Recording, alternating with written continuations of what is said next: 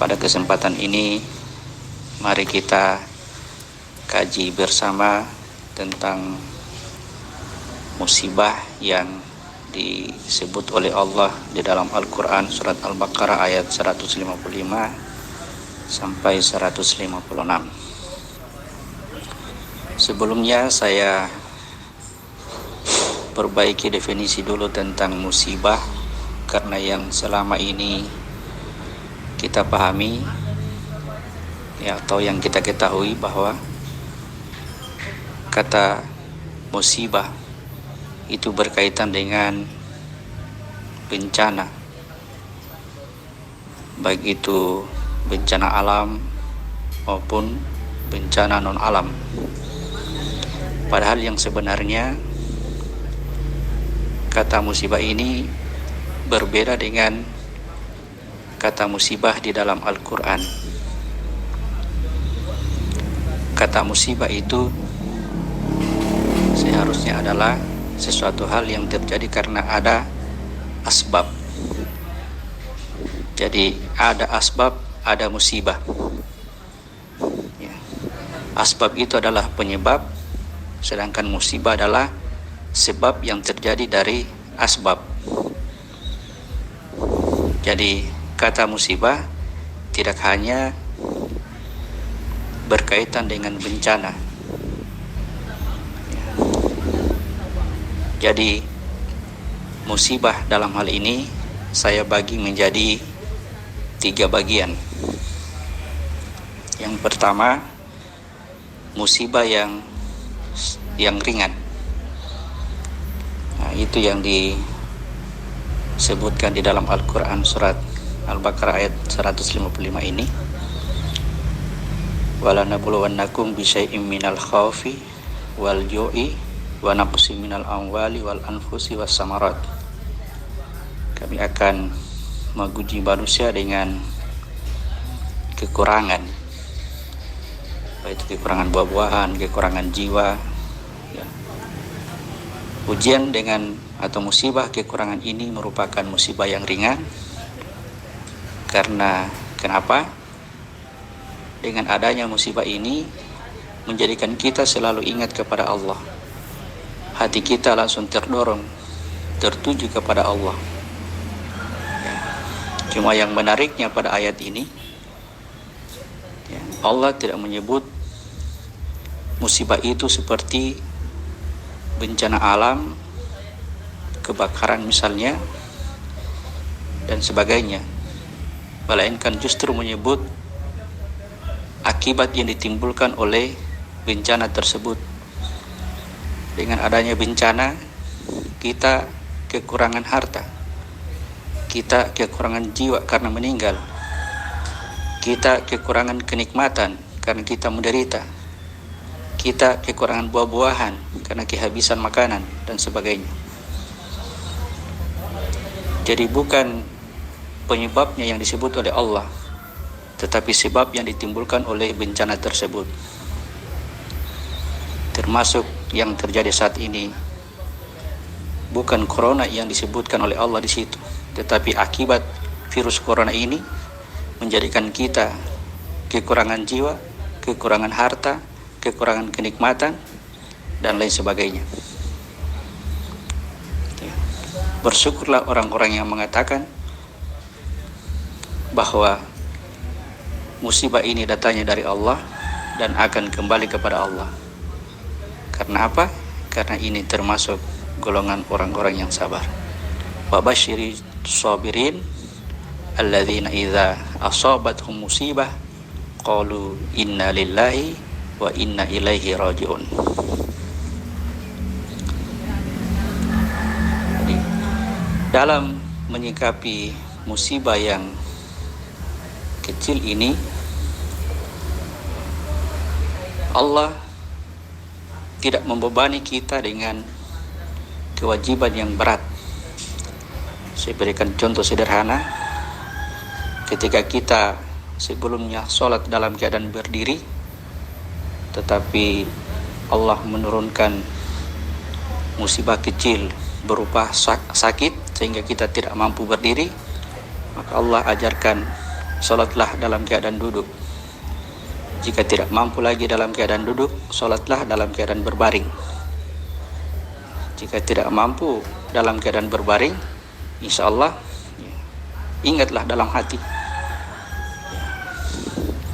Jadi Allah memberi kemudahan akibat dari ujian yang diberikannya itu. Demikian pula dengan menghadapi musibah yang ditimbulkan oleh corona, juga Allah memberikan kemudahan. Olehnya itu, janganlah sia-siakan kemudahan yang Allah berikan ini dengan cara justru menimbulkan hal-hal yang lebih banyak mudaratnya daripada manfaatnya. Jadi inilah musibah jenis pertama, musibah yang ringan. Dikatakan ringan karena dengan adanya musibah ini kita menjadikan ingat kepada Allah, dan kebanyakan kita berdoa supaya terhindar dari musibah ini. Adapun musibah yang kedua adalah musibah yang berat, yaitu kebalikan dari musibah yang pertama tadi. Kalau musibah yang pertama Allah menguji kita dengan kekurangan, musibah yang kedua ini yang berat ini adalah Allah menguji kita dengan kelebihan. Kelebihan harta, kelebihan jiwa, kelebihan buah-buahan, dan lain sebagainya. Kenapa dikatakan ini berat? Karena dengan ujian seperti ini justru kita menjadikan jauh lagi hati kita kepada Allah. Kita menjadikan hati kita terlupa kepada Allah. Bahkan banyak di antara kita meminta ujian ini kepada Allah tanpa sengaja. Kita meminta, ya Allah, berikanlah aku harta yang banyak. Ya Allah, berikanlah aku umur yang panjang. Padahal kita tidak sengaja, kita tidak sadar bahwa kita sedang meminta ujian kepada Allah. Pertanyaannya, apakah kita tidak boleh meminta hal yang seperti ini? Tidak, boleh meminta, tapi ingat bahwa ini musibah.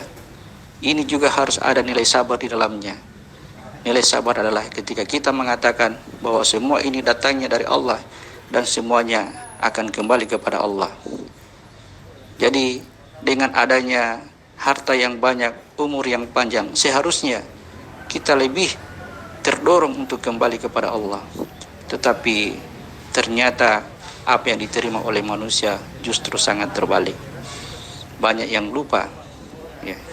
Banyak yang lupa kepada Allah. Banyak yang tidak bersyukur kepada Allah. Banyak yang tidak tahu bahwa dia sedang berada dalam ujian yang sangat berat. Ya.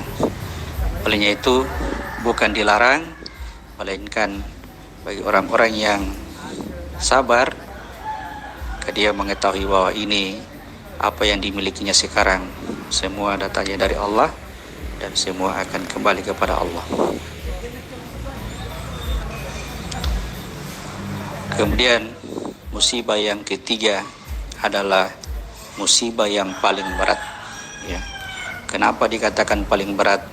Karena kita tidak diberi solusi untuk ini, ya. Begitu terjadi musibah ini, maka inilah bencana yang tidak bisa lagi kita kembali untuk memperbaikinya. Apakah itu? Allah katakan, janganlah kamu mati melainkan dalam keadaan Islam. Jadi musibah yang paling berat adalah ketika kita mati dalam keadaan kafir. Kenapa dikatakan musibah yang paling berat? Karena ketika ini terjadi, kita mati dalam keadaan melanggar apa yang dilarang oleh Allah. Allah melarang kita mati. Wala tamutuna, wala tamutuna, wala tamutuna. Jangan kamu mati. Jangan kamu mati kecuali dalam keadaan muslim, dalam keadaan berserah diri kepada Allah.